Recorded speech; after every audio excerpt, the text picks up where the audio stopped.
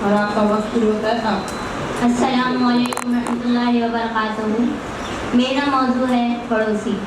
पड़ोसी पड़ोसी जब तक हम साथ में रहते हैं, हम बहुत पुराने पड़ोसी रहते हैं जो हमारे साथ रहते हैं।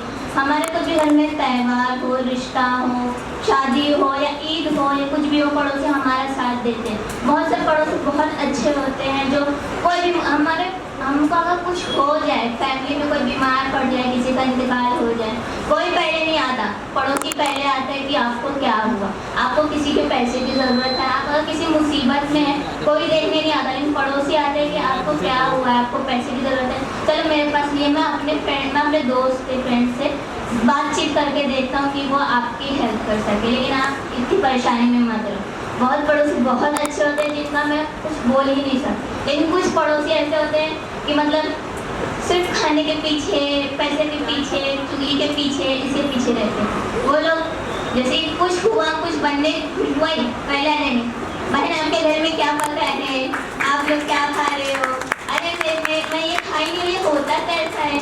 तो हम बोलते हैं आप टेस्ट कर लीजिए, खा के देख लीजिए, हाँ बहुत अच्छा है, दोबारा फिर बनाएंगे तो मेरे को देना ज़रूर। ऐसा सब होता है। ये सब पड़ोसी बहुत ही नालायक होते हैं। इनके पास सेंस नहीं होता है कि इनको क्या करना है क्या नहीं करना है। ये लोग बस फालतू की बात में होते हैं। ऐसे पड़ोसी से हमें बहुत ही दूर रहना चाहिए। ये लोग कभी अच्छी तरबियत नहीं सिखाते। बाकी जो हमारे पुराने पड़ोसी होते हैं, जो हमारी सहेलियाँ, हमारे दोस्त बचपन से हमारे साथ रहते हैं, वो हमें अच्छी तरबियत सिखाते हैं। उनकी अम्मी अब्बू अगर हमको किसी और के साथ देख ले तो